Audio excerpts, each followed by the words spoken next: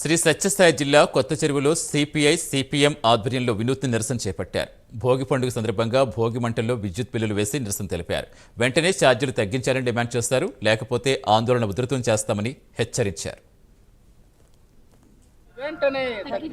ప్రజలపై భారాలను